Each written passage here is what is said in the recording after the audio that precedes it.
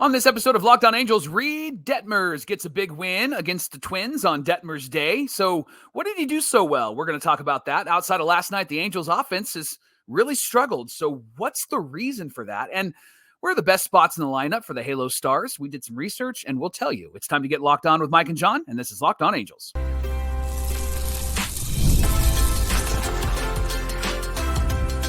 You are Locked On Angels, your daily Los Angeles Angels podcast. Part of the Locked On Podcast Network, your team every day. Thanks for making Locked On Angels your first listen of the day. You can find us anywhere you get your podcast, including Apple Podcasts, Spotify, and SiriusXM by searching Locked On Angels. And if you'd like to get back to the Super Halo Bros for all this Super Halo content, here's some things that you can do. You can leave a rate and review on Apple Podcasts. If you're watching on YouTube, you can hit that thumbs up button. And if you're not subscribed, what are you waiting for? Time to subscribe and become a Locked On Everydayer.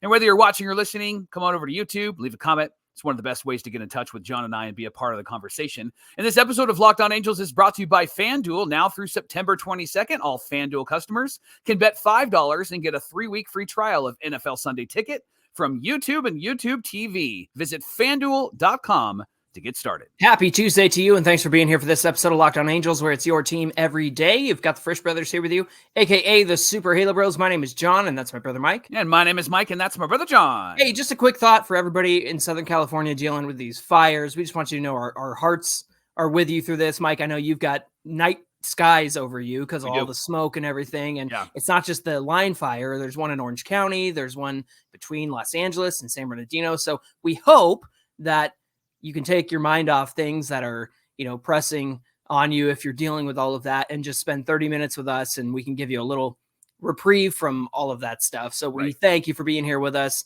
and we're so glad that you're an everydayer with us. On today's show, we're going to be talking about why the Halos offense has struggled so much lately, and kind of dig into, is it the grind of a long season for the young guys? And we'll do some comparisons there. Going to be a good segment. Plus, where are the best spots in the lineups for each of the Halos? We're going to talk about that as well. But Mike, let's talk about that big win. Detmers gets into this game, pitches just like he did against the Dodgers last week, and maybe even better than last week, right? Yeah, and we'll talk about him in just a minute, John. The key to this game is the Angels got on the board early, and we did an episode a few weeks back where we talked about the Halos getting victories against really good teams, and them scoring early. And so they did, John. They got a leadoff walk from Taylor Ward, and then Zack Neto hits his 30th double of the year. It's a 2030 season, and it was an automatic double. Then Nolan Schanuel with an opposite field base hit drove in two, and immediately, John, the Angels are up 2-0, which is really good news. Then bottom of the first inning, Detmers comes in his first inning. He gets a 2-pitch ground out, a 5-pitch fly out, and then a 5-pitch ground out to third, finished with the curveball to get out of that inning. And it was exactly what he needed to do, right? Because 12 pitches in that first inning is keeping it simple, keeping his pitch count down, and that's the Reid Detmers that we've been looking for a really long time. Yeah, we'll talk about him a little bit more in depth later on in this segment, but just trusting his stuff, Mike. Trusting his off speed was the key to this game. Bottom of the second, he gets a swinging strikeout on a fastball to Royce Lewis. He gives up a walk to Wallner. One pitch was all over the plate, called the ball, but he got a pop-up drop by Moniak in foul territory after he ran a real long way to get it, couldn't make the basket catch. So I was like, uh-oh, how's he going to recover from this? Ended up being okay because the slider to third gets a ground ball double play, and then more scoring for the Halos in the top of the third. Schanuel takes a walk with 2 outs, and then Brandon Drury hits this bomb of a home run, second deck at Target Field. 459 feet. That made it 4-0 Angels. Yeah, and when he hit that home run, John, I got to be honest, my response was, "Oh, he's in the lineup. Right, it's still there." Batting cleanup with his 167 average, right? Yeah. I mean, I get it. I get why he's there, and we had talked about how there is some competition and staying competitive, and it's probably the reason why he's still in there and not like a Kyron Paris or somebody else.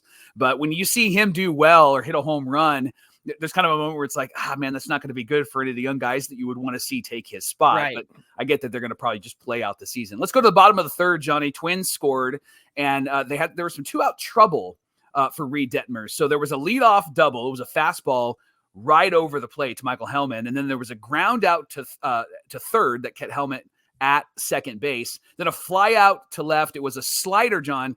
in on the hands, and then started off speed to Carlos Santana, the baseball player, not the guitarist. And it was a fastball that Santana was able to get a base hit on, and it scored Hellman. It was 4-1 Angels at that point. Yeah, and then a 2-out walk to Jeffers. Wondering if Detmers can get out of this jam.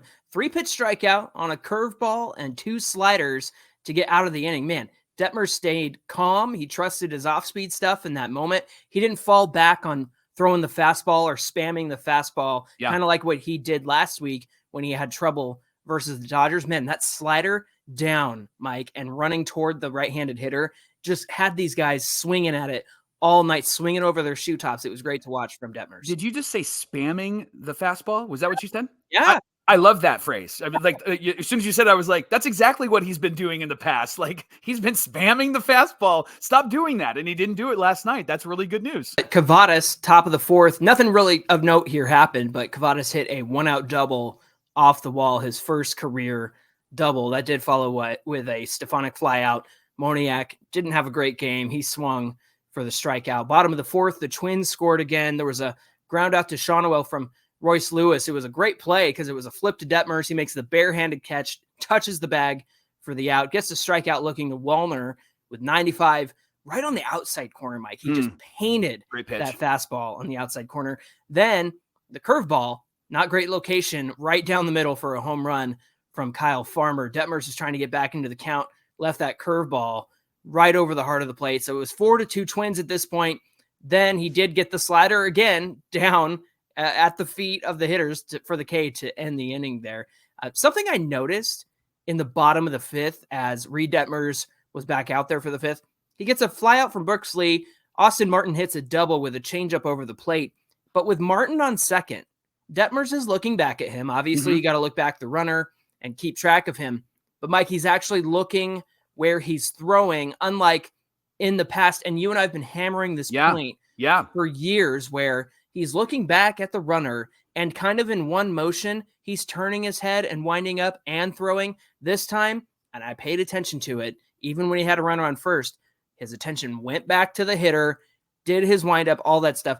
That, I think, changes everything for Reid Detmers. So he was able to locate his pitches because his head is looking where he wants to throw. A wild pitch strikeout in the dirt to Carlos Santana. Martin took third on that one, and then Detmers was able to work out of trouble with a fly out to center field to Teodosio. It's those little things, John, those little things of just like making sure that your head's stable, making sure that you're looking at where you're going to throw the ball. Like those things matter. They teach you in Little League, right? And that you can't forget those things when you get to the major league level. Now, top 6, Angels scored again. Logan O'Hoppe had a 2-out opposite field single. And then Niko Kavadas, is he getting hot? He's got a full count 2-run home run that made it 6-2 Halos. Then bottom 6, there was a leadoff single by Jose Miranda. It was on a fastball away. It wasn't a bad pitch, but the arms did get extended by Miranda. Then there was a curveball swing through by Royce Lewis, who was ahead. The ball was ahead of the count. Gooby actually pointed out on the TV side that Detmers throws the curve behind in the count a whole lot, and hitters have come to expect that. So I think it was a good idea for him to throw it ahead in the count because the hitter wasn't waiting for that. He wasn't thinking about that, right? He swung right through it because he was expecting the 80-something mile an hour slider, and that curveball comes in at like 76, 78, just really great speed on that. Called strike 3 to Wallner on the corner. Inside with a 95 mile an hour fastball, strikeout to Kyle Farmer with the slider, 3 strikeouts in a row to get through that 6th inning. Final line for Detmers, Mike, 6 innings pitched, 5 hits, 2 earnings, 2 walks, 8 strikeouts on 97 pitches, his first win since April 12th. What did you think about Detmers' start in this one? John, I think he had great location with his fastball. We talked about that. He did pitch out of trouble. He didn't let it overwhelm him. That really wasn't a huge issue for him, more Sandoval than him, but he did get scatterbrained in those moments. John, I already mentioned it. You mentioned it. He looked at where he was throwing. He was doing the little things, turning his head at the right moment, focusing in on where he wanted to throw the pitch. He was confident. I think he trusted his off-speed stuff, and he did change up some things, right? He didn't fall back to the fastball when he got in trouble. John, he threw the curveball when they least expected it, and then the slider when he least expected it. So I think this is Reid Detmers circa earlier this year, right? Yeah, the first 3 starts from Detmers, right? Yeah, exactly. Top of the 7th. What in the world happened here? Ward gets to first base on a throw that goes past Santana.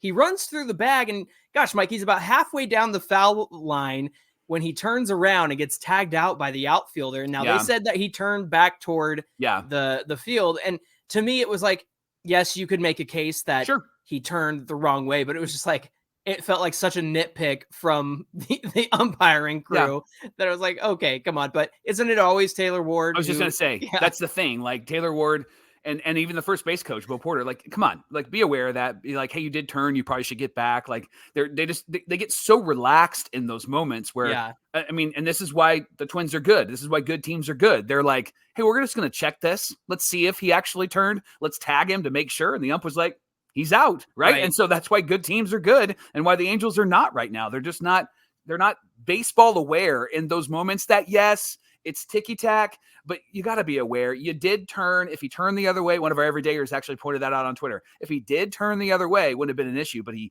did make a motion to second base. And so technically he did make that move. So kind of a messy play. Just got to be aware of what you're doing with your body in those moments. Bottom of the 7th, Jose Suarez is back with the team. Yeah, exactly. Everybody went, oh no. But here's the thing, Mike, he's coming in here throwing 95. Yeah. And I went and looked back at his year average on the fastball. It's like 93, 92.4. And I was shocked, Mike. I was too. Yeah. He gets a ground out back to him, a fly out to Ward, a full count slider for the swing and strikeout. Bottom of the 8th, he gets Santana to ground out. He hits the outside corner with 95 for a strikeout.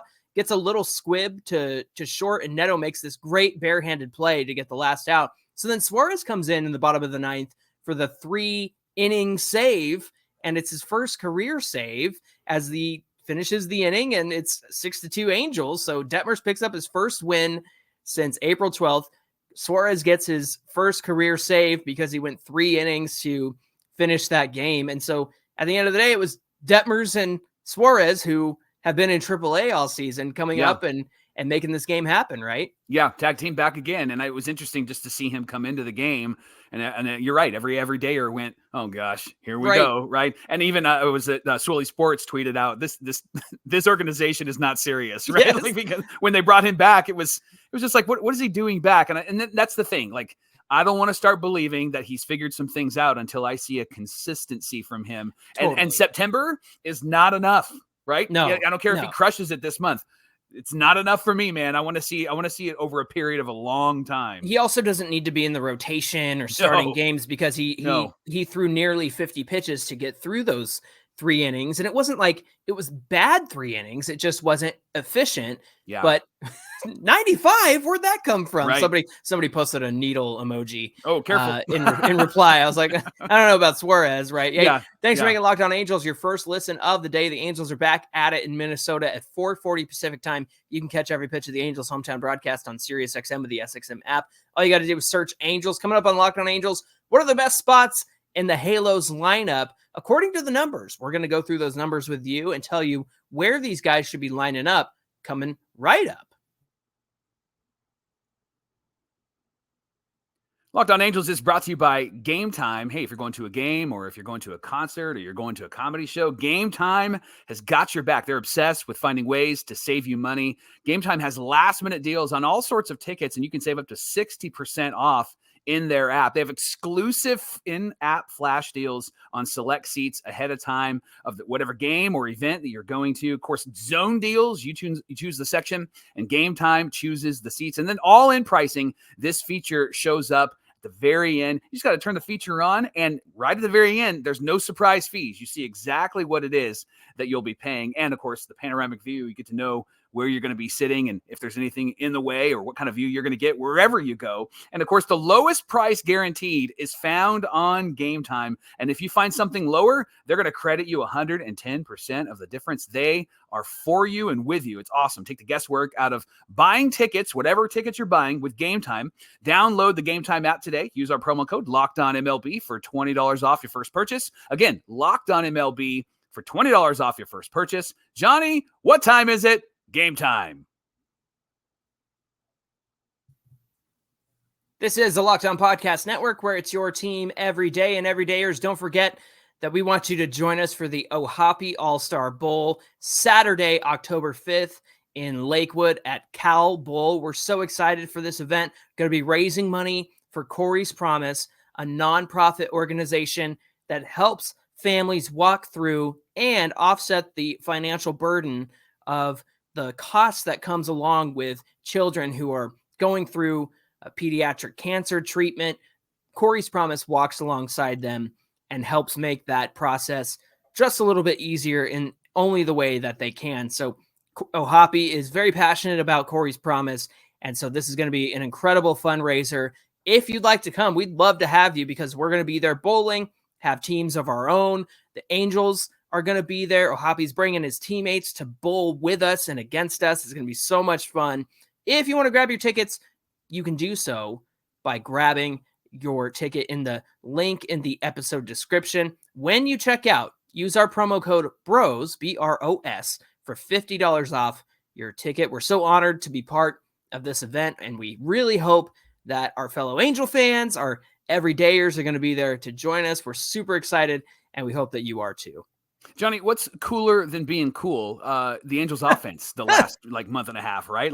Seems like this year they've just been up and down and up and down. And we've suggested maybe it's the grind of the long season. It might be catching up to them. Young guys playing a full season might be affecting their offense. So you did some deep dive. So buckle up, nerds. Let's make some comparisons with some young Angels in their first full season and see how they stand next to similar players. Why don't you start us with Logan O'Hoppe? Yeah. A lot of us have been wondering, is catching a lot of games weighing heavy on Logan O'Hoppe? So I wanted to make a comparison to Adley Rutschman of the Orioles, who catches but plays a lot more games at DH. In fact, Logan this season has had, coming into yesterday's game, 114 games as a catcher. That's 444 plate appearances, only 5 games as a DH, Mike. That's only 18 plate appearances for him. Compare that to Adley Rutschman this year, 91 games at catcher, 399 plate appearances, 40 games as a DH, and that equates to 165 plate appearances. One of the arguments has been maybe O'Hoppe could benefit from not catching as much, DHing more, that sort of thing, and that's really what Adley does, and that's why Adley has such great numbers throughout the season, is that he does get a lot more opportunities to pretty much be in every game, whether it's catching or DHing. But here's something I found interesting. Their second half numbers. This is from both of them. In terms of batting average, O'Hoppe's at 164. Rutschman is at 197. On base percentage, O'Hoppe's at 230. Rutschman's at 282. Their slugging percentages, 279 for O'Hoppe, 289 for Rutschman. Their OPS, or on base plus slugging, 509 for O'Hoppe, 571 for Rutschman. O'Hoppe's got 5 homers. Rutschman has 2. So even with 35 more games at DH, Rutschman is struggling in the second half. And if you were to say that there is a benefit to DHing more rather than catching as much as O'Hoppe has, well, the difference is kind of marginal, Mike. Again, 164 average for O'Hoppe, 197 for Rutschman. Just very minimal differences. A noticeable difference, and certainly something that probably can, be explained by the fact that Rutschman DHs more and isn't catching as much. But it's not that much of a difference at all. They're both struggling in the second half of the season. Yeah, let me talk about Zack, Neto, and Bobby Witt. Let's compare Neto's first season, full season, to Bobby Witt's full season. So in both of their first full seasons, Witt and Neto had strong Julys. They had a down August, and they finished strong in the last month of the season. So Neto's having a really good month so far. His last month was really good. And then just 7 games into September, 348, a 483 on base, a 391 slugging, and an 847 OPS. And perhaps we'll see Neto finish the month and the season strong. So far, he's looking really good. So that compares well to what Bobby Witt did in his first full season. Yeah, just a strong July, a down August, kind of finishing out the year strong. So kind of makes you wonder, okay, well, maybe this is natural for a superstar shortstop, somebody that you're really excited about and a team's really going to count on. Let's look at Schanuel this year, month by month. Mike, I took his on-base plus slugging, his OPS. In March and April, it was 588, not great. It improved to 651 in May, 733 in June. Mike, he had a 949 OPS in July. And then last month, he had a 649 OPS. May I suggest that it has felt like Schanuel, no doubt, has had a down month in August, obviously by that 649 OPS. But maybe the great July was just such a letdown compared to August that it was like, oh man, what happened to Schanuel? Because that 649 OPS, it's right there with his May OPS. And again, a 649 OPS is not great. You want to be around 800. That means you're doing your job. Anything between 700, 800 is like fine. But yeah, I feel like maybe there was such a drop off from July to August that we all kind of went, oh, is he okay? Yeah. But according to the numbers, and they're not great numbers, it's kind of right in line with where he had been earlier in the season. On the other hand, Mike, you've got guys like Moniak and Adele who had great August, right? Right. Yeah. Moniak slash line in August was great. 359, 397 on base, a 719 slugging, and a 1.116 OPS. How about that? And then Adele, 277, 327 on base, 489 slugging, and an 816 OPS. So, Johnny, I mean, ultimately, the question is, has the offensive issues been who's up in that situation? Is it Rendon batting cleanup and he's not great, or is it continuity across the lineup? What do these numbers tell you? Yeah, that's the thing is I just wanted to dive in and say, hey, is there a point to Logan maybe DHing more, or maybe Neto, it didn't have a great August and he seems to be picking it up at the end of the month. I just think it's a long season and everybody slumps. I think, what was it? Aaron Judge hasn't hit a home run in like 13 games. Yeah. In the last 13 games or so. So I think it's just that time of the year where everything kind of takes a downturn. But at the same time, you can't ignore the fact that Moniak and Adele had a great August. So the offense is just up and down and left and right and imbalanced. And it just makes me think, Mike, that when you look at this lineup construction and you've got Anthony Rendon right there in the middle, batting cleanup, doing his thing. And look, I know he drove in a couple of runs the other day, but he hit 230 last month. Yeah. And so there's just no reason to have him in the cleanup spot. And so to me, it's just an issue of, is it a continuity issue? Is it the fact that there's no cohesiveness 1 through 9 here? And obviously you've got guys like Jack Lopez, who does he even have a hit? That's an exaggeration, but I can't remember the last time he had a hit. And there's guys like that in the lineup where you start to build some momentum and then it's immediately the rug's pulled out from under you. And the same could be said for like Logan O'Hoppe being up in a big moment and not coming through because he has struggled all through August. So those are some of the things that I think about. What do you think? Yeah, I think you're absolutely right. And here's what I think is really happening is in the key moments, you have the unkey guy at the plate, right? You have a Brandon Drury or an Anthony Rendon or a Jack Lopez or a Mike Frisch, right? You have them at the plate. I hate that guy. Right? You have them at the plate. And then so in those moments where the O'Hoppe, Schanuels, and Netos don't come through, it becomes a whole bigger issue because they didn't come through when they needed to. And now the next time that they have an opportunity to come through, Brandon Drury grounds into a double play. So you have a situation where you don't have good guys outside of some of your key players. That's why a Mike Trout in this lineup is so important, right? Hey, let's pass Mike Trout so that we can get to, Zack Neto, right? Can we maybe walk Shohei Ohtani to get to, Mookie Betts, right? Like there isn't a threat. And so you can kind of pitch around some guys. And I think that these guys are pressing because they know they're getting pitched around. And then in those key moments, a lot of the wrong guys are coming up to the plate. I think that that's what's happening with this offense over the last couple months. And this is the nature of baseball when it comes down to it is some guys are going to do really well. Some guys are going to have a down month. Guys are going to go through streaks, whatnot, things like that.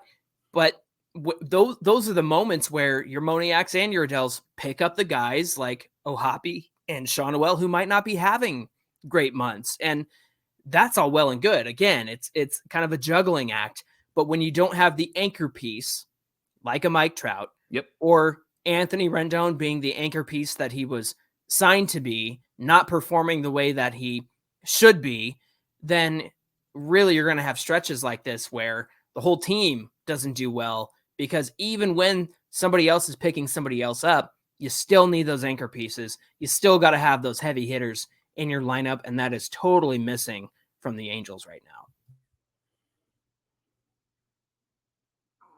Today's episode of Locked On Angels is brought to you by FanDuel. They're America's #1 sportsbook, and they got a little something different for you this month. Now through September 22nd, all FanDuel customers can bet $5 and get a 3-week free trial of NFL Sunday Ticket from YouTube and YouTube TV. Then you're going to have a YouTube TV base plan. You'll be able to watch every regular season Sunday afternoon out-of-market game. All you need is a Google account and a current form of payment, and you can cancel anytime. FanDuel is here to hook you up. $5 gets you 3 free weeks of NFL Sunday Ticket. Just visit FanDuel.com/LockedOn to download America's #1 sportsbook. Mike, you took some time to look at the best spots in the order for a lot of the Halos players, and this is according to their numbers, the numbers that they put up from each of those spots. So why don't you get us started? Yeah, I picked the stars, the guys that we all talk about pretty often. So let's start with Logan O'Hoppe. Most of his at-bats, John, have been in the 5th spot or the 6th spot in the order. Nobody's surprised by that. We've seen that most often this year. His best performance actually comes from number 6, John. 276 batting average, 317 on base, a 526 slugging, and an 843 OPS. His best home run and RBI numbers actually come from the 5th spot, 10 home runs and 30 RBIs for Logan O'Hoppe, compared to the 6th spot, 8 home runs and 18 RBIs. So his best spot, according to the numbers, is number 6 in the lineup. Interesting, because he's got a better slash line in the 6th spot, but more RBI opportunities, and then delivering on those RBI opportunities with the 10 home runs compared to 8 from the 6th spot. Look, I know that you have to make adjustments. I know you got to move guys around based on who's available that day and whatnot. But there's a lot to be said about the difference between batting 5th and what's happening in the lineup ahead of you versus just one more spot down, batting 6th, and what that looks like and what situations you find yourself in. So different opportunities come at different spots in the order for sure. Let me talk about Zack Neto real quick. He nobody's gonna be surprised by this. Most of his at-bats came from the 2nd spot. He requested that.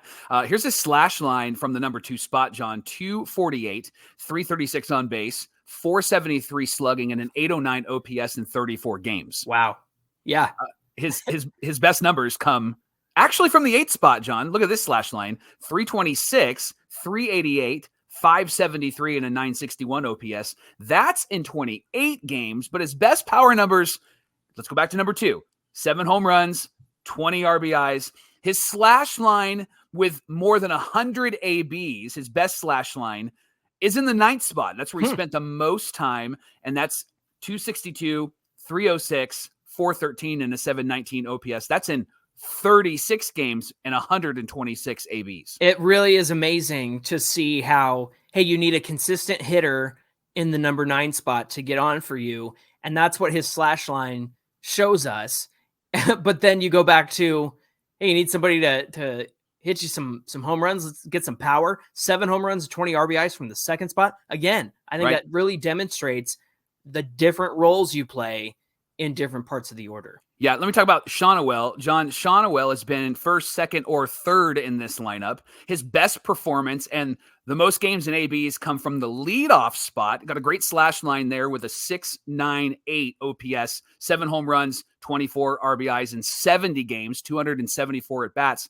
His 2nd best spot in the order, John, has been number 3. We saw him knock in 2 runs last night early in the game, and he's got a 620 OPS, but he doesn't have any home runs entering last night and only 4 RBIs in 19 games in that 3rd spot. It's interesting to me because a lot of his home runs have come on the first pitch of the game or the first at bat of the game, right? When he's leading off. So maybe it's a little bit of the expect the unexpected from Nolan Schanuel. So let me quickly go through the final 3 here, John. Joe Adell's best spot in the lineup, number 7. That's his best power spot as well. 770 OPS in 37 games with 8 home runs and 22 RBIs. Taylor Ward, we kind of dabbled in it a little bit yesterday. 3rd spot in the order is where he has the most at-bats and most games. And he's got a great, well, I wouldn't say great slash line, but he does have a 667 OPS, 11 home runs, 37 RBIs. John, from that top of the order spot, he does have a 926 OPS in 23 games with 6 home runs and 10 RBIs. Yeah. And then lastly, Mickey Moniak, best spot, number 6. And he's got a 758 OPS, 5 home runs, 9 RBIs. But his most at-bats have come in the 7th spot, but his better power numbers have come from spot number 6. So ideally, according to the numbers, this is where these guys should be. Schanuel should lead off. Neto batting 2nd, best power numbers for him. Ward batting 3rd, also best power numbers. O'Hoppe, number 5, best power numbers, and does have a better slash line at 6, but Moniak's best spot is 6, so let's put him there, and then Adele at number 7, then you mix and match other spots in the lineup. So, John, would you make these changes? I would like to see some of these changes. I do like Moniak batting 6th because I like that lefty in the middle of the order there. I think that that's a really important thing. But Mike, to me, this is it really depends on what you want out of your lineup. Do you want cohesive, frenetic hitting where these guys are hitting for average? Maybe they aren't slugging everything. Maybe they aren't hitting a ton of home runs or whatnot. And so, yeah, it really is a toss up between hitting well and then do you want to get the best power numbers out of these guys? What do you need in the moment? I think is something that the coaching staff and Ron Washington need to ask themselves when they're building these lineups, because if you have a power drought, a power outage, then maybe you do put some of these guys in their best power spots. Or if you're just not getting any hits and not stringing anything together, maybe you shift everybody back to where they hit for average, where they are just making constant contact. I think that, I don't think there has to be one solid answer here. I think that they can take this information and do something with it, and then adjust accordingly to the needs of the team. And I would say right now, the issue is not power. The issue is just having frenetic offense that just is hit after hit after hit. So part of me thinks that there's an advantage to moving these guys into the places where they just get base hits the best. And if you do need some power at some point, then you can make that adjustment and put them in those power spots. Hey, thanks for making Locked On Angels your first listen of the day. Now for your second listen, check out Locked On MLB with our friend Sully. Going to get you through the end of the year, into the playoffs, all the way to the World Series, and has some really good historical nuggets to share with you about baseball. He's available on YouTube or wherever you get your podcasts, and he's a part of the Locked On Podcast Network, where it's your team every day. Hey, give us a follow on Twitter at Locked On Angels and at Super Halo Bros on Twitter and Instagram. Whether you're watching or listening, come on over to today's show on YouTube, get in the comments section and chat it up with us. Also hit that like button and subscribe button on the way down. It really helps out Mike and I more than you know. Mike, what do we have on deck for tomorrow's show? Let's talk Christian Moore and what's going on with his injury, and ask a really good question. Will we see him?